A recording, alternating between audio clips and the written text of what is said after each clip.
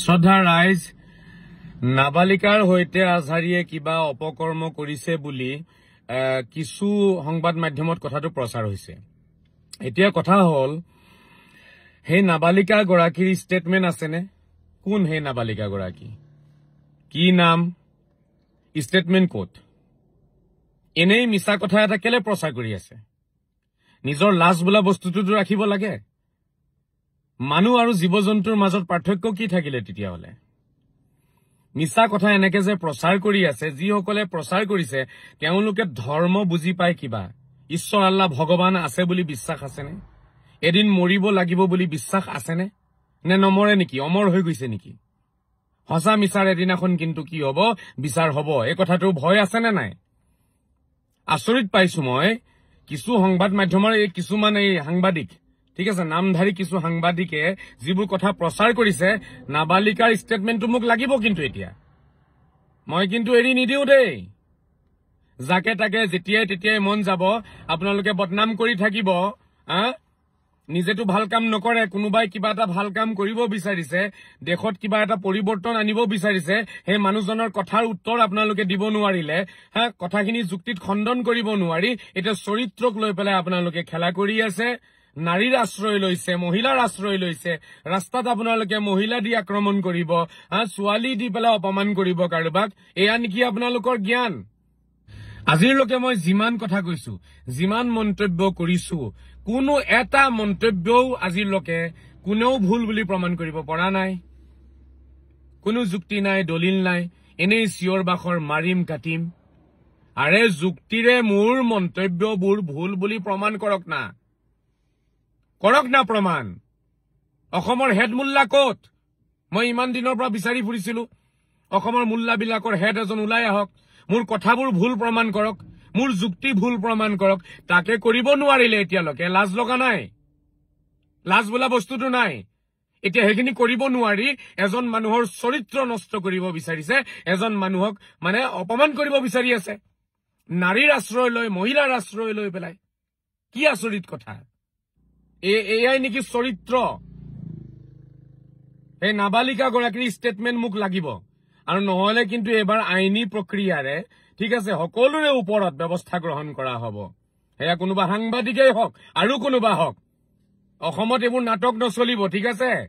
বহুত নাটক হৈছে অসমত যাৰ যেতিয়া যি মন যাব তাকে ভিডিঅ' প্ৰচাৰ কৰি দিব আৰু কাণ্ড জ্ঞান বোলা বস্তুটো আছে নাই কিবা এটা খবৰ কৰবাত পালে খবৰটো সঁচা হয় নে মিছা হয় হেখিনি জানি ল'ব লাগিব তাত কি হৈছে জানি ল'ব লাগিব নে নাই মই মানুহটো দুদিনমান হস্পিটেলত আছিলো এফালে হাল্লা চিল্লা গোটেই অসমত নাবালিকা দৰ্শন কৰিছে উলিয়াই দিয়ক নাবালিকা তাৰ ষ্টেটমেন্ট লাগিব নিজে ক'ব লাগিব ন আপোনালোকে ক'লেতো নহব ক'ত আছে তেনেকুৱা খবৰ নাই এয়া হৈছে চৰিত্ৰ এইবোৰ লৈ চিঞৰ বাখৰ কৰি খুব ভাল লাগে আকৌ নিজকে কব আমি অমুক ধৰ্মৰ আমি তমুক ধৰ্মৰ আৰু কিছুমানে নামাজ পঢ়ি পাগল হৈ যায় একেবাৰে আল্লাহৰ নামত নামাজ পঢ়ি পাগল হৈ গৈছে একেবাৰে আৰু চৰিত্ৰ এয়া বিনা কাৰণত যিটি কথা বিয়পাব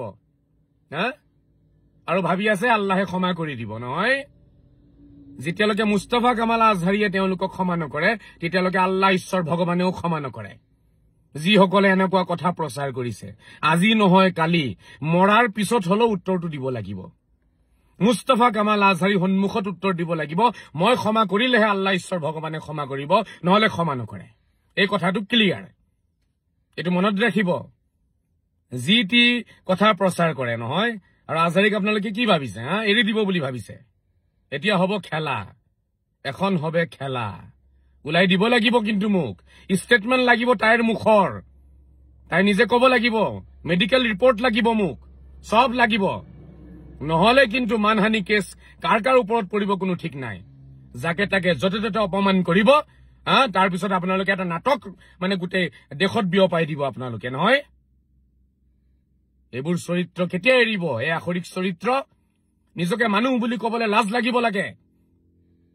এইবোৰ চৰিত্ৰ নেকি বৰ আচৰিত কথা মানে কি কম আৰু যিকি নহওক মই গুৱাহাটী আছিলো হস্পিটেলত আছিলো মই আজি লখিমপুৰ আহি আছো বাকি মই আপোনালোকক জনাইছো যে লখিমপুৰ প্ৰশাসনৰ ওচৰত মই দ্বাৰস্থ হৈছো আৰু মই কথাখিনি জনাইছো গতিকে প্ৰশাসনৰ ওপৰত মোৰ বিশ্বাস আছে এটা ধুনীয়া এটা সিদ্ধান্ত বা যিটো আইনী প্ৰক্ৰিয়া এটো তেওঁলোকে চলাব আৰু দুখিক তেওঁলোকে উলিয়াই আনিব বুলি মোৰ আশা আছে আমাৰ সভ্য যোগ্য সচেতন মহলক মই অনুৰোধ জনাম এইবোৰ কথা বিশ্বাস নকৰিব যেতিয়ালৈকে এজনী মানে ছোৱালীয়ে বা কোনো যাক কোনোবাই কিবা কৰিছে যেতিয়ালৈকে তাই আহি পেলাই এটা ষ্টেটমেন্ট নিদিব তেতিয়ালৈকে সেইবোৰ কথাৰ কোনো কি নাথাকে মূল্য নাথাকে সেইবোৰ অপপ্ৰচাৰ হয় ভুল প্ৰচাৰ হয় গতিকে শ্ৰদ্ধা ৰাইজ আপোনালোকে যিসকলে বুজি আছে আপোনালোকে অলপ কথাখিনি ভাবি চাব